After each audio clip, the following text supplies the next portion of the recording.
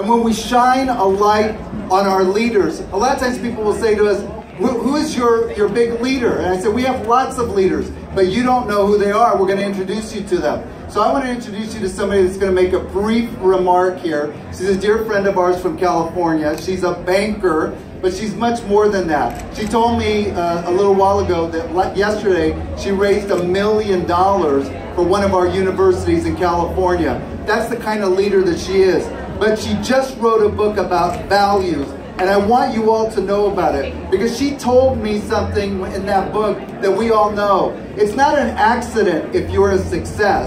It's about character, and character is about values. This is a woman that advises the military of the United States, business leaders, and from here she's leaving to go to the Vatican, because the Vatican has also endorsed this book. So please join me for a brief welcome and a couple of remarks from my friend, Dr. Betty Uribe. Betty, would you join me?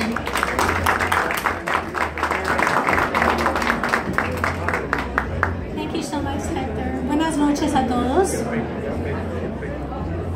You know, I'm seeing the book for the first time tonight. This is a virgin book. It was just launched yesterday, and this morning I got the news it's an international bestseller, so thank you for your support. Yes. Born and raised in Bogotá, Colombia.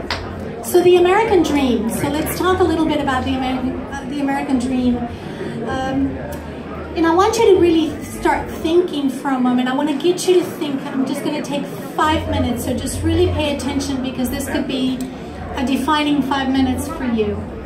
Think about, what if you put your values in front of every decision you make? What if you were to really get in tune with what you value most, and put those values in the front of every decision you make? Think back at the last 12 months in our country. What would happen if our values would have been put in the front of every decision that was made? Our country maybe wouldn't have been so ununited. We probably would be more united. You know, what would your world be like if you put our values in front? The divorce rate would probably be lower. I was on the plane yesterday on the way here, actually this last night on the way here, and the woman in first class says to her husband, she was waiting for him, and she said to him, you know, I had to wait for you, and I had to tell people not to sit in your chair. Next time we fly, I'm going to fly in another airplane. This is a woman telling her husband, this is an elderly woman telling her husband. Now, take a contrast.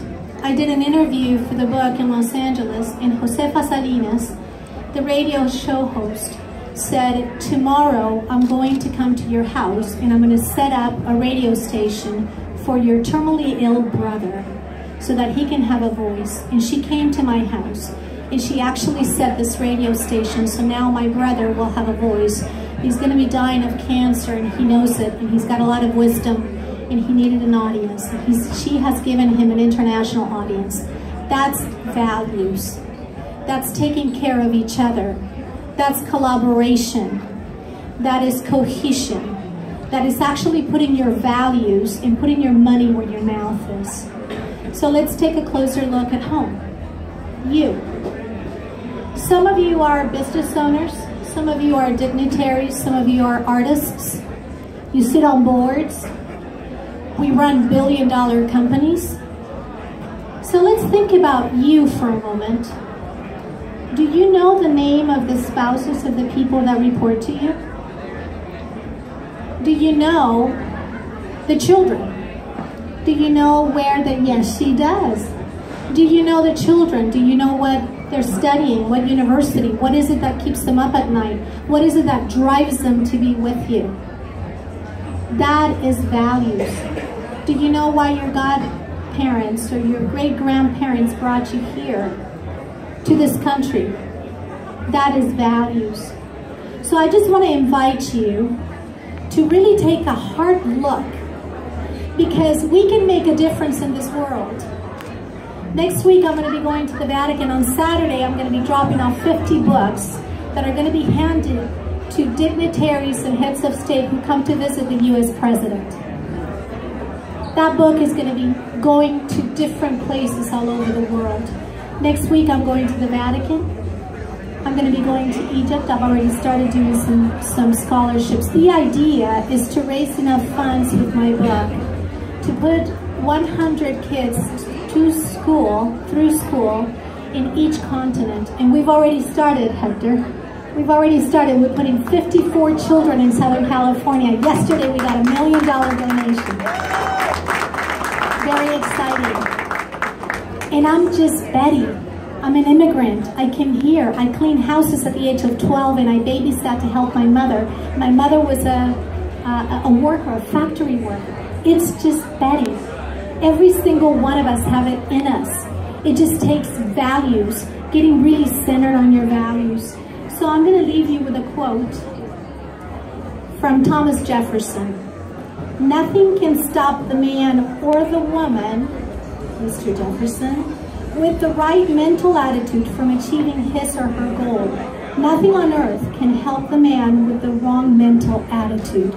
Thank you so much. Buy a lot of books. We're donating a lot of money. And these books I've donated for 50 of you. We'll be signing them in just a little bit. Thank you so much. And Hector, you're awesome. Talk about a values-based leader. Thank you.